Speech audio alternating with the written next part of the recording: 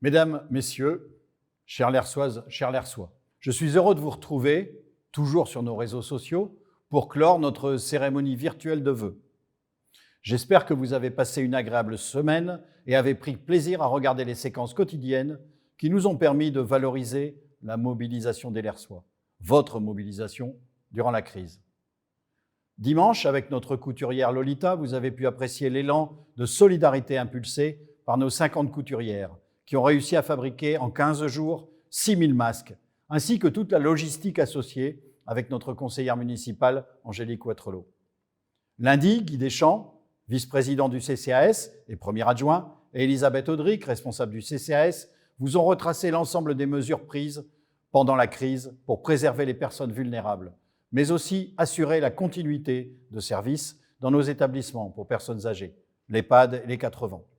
Les équipes ont été très fortement mobilisées durant tous ces mois.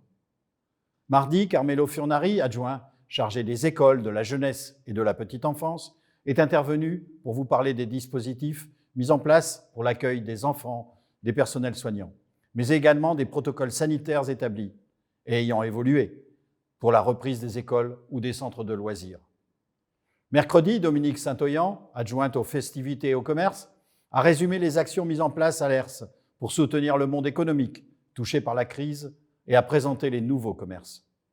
Alain Quenebrock, président de l'Union commerciale et artisanale, a présenté les missions de la nouvelle association et son implication face aux situations particulières vécues par les commerçants, dont certains ont été très fortement impactés. Jeudi, Jacques Lomaillet, adjoint à la qualité du cadre de vie, nous a évoqué les moyens mis en œuvre pour maintenir la propreté de la ville grâce à l'implication des services techniques et la poursuite, même s'ils ont été ralentis, des chantiers.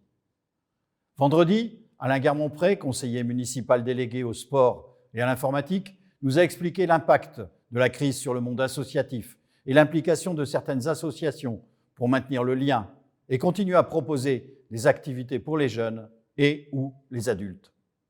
Fabien Flamand, directeur intérimaire de l'école de musique, nous a présenté la nouvelle méthode de travail de l'établissement durant le confinement pour permettre aux élèves de continuer dans les meilleures conditions possibles la pratique de la musique. Je remercie David Malbranc, adjoint chargé de la culture, et Stéphanie Loras, responsable du service animation, d'avoir animé ces séquences.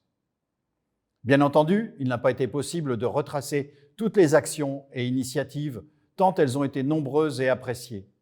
Je souhaite pour 2021 que cette solidarité se poursuive, d'abord pour les personnes les plus fragiles, nos aînés, nos jeunes, mais aussi pour nos commerçants, artisans et producteurs locaux. J'appelle toute la population à consommer local afin de les aider à surmonter cette crise.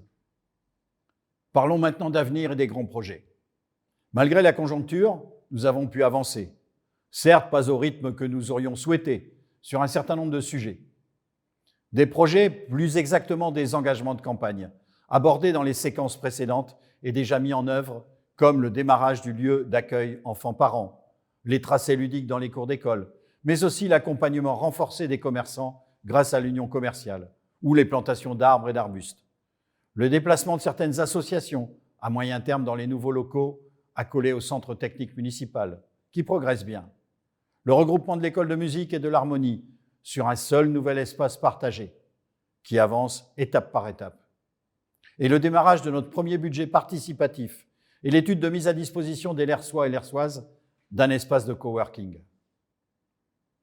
Enfin, la finalisation du dossier technique pour le déploiement de la vidéosurveillance sur la commune. Voilà, entre autres, quelques dossiers ouverts sur lesquels nous travaillons fort. Cette cérémonie des vœux est aussi pour moi l'occasion de rendre hommage au monde associatif, dont nous avons déjà parlé et qui le mérite amplement. Dotée d'une petite centaine de structures, notre ville est riche de ses associations, de leurs dirigeants et de tous les bénévoles qui, au long de l'année, participent à la vie et à l'animation de l'ERS. Mesdames et messieurs les présidents, dirigeants et bénévoles, même si cette crise a freiné votre élan en 2020, je vous remercie très sincèrement, car quand cela était possible, vous avez su adapter vos activités face aux restrictions imposées. Et je vous sais prêt à redémarrer dès que cela sera possible. Comme chaque année, le calendrier des festivités qui regroupe l'ensemble des manifestations annuelles de la ville et de chacune de vos structures a été édité et est en cours de distribution. Souhaitons que nos rendez-vous culturels, festifs, associatifs, caritatifs ou autres soient honorés en 2021. Pour vous en assurer, je vous invite à consulter régulièrement nos supports d'information. Au plaisir de se revoir, rapidement avec masque ou un peu plus tard sans, et donc libéré de cette contrainte. Mais en attendant, continuez, s'il vous plaît, à respecter tous les gestes barrières. Il y va de votre et de notre santé. Un nouvel an, nouvel élan. Soyons donc prêts à reprendre notre élan dès que cela sera possible. Et en attendant, et pour y arriver, faites-vous vacciner. À très bientôt.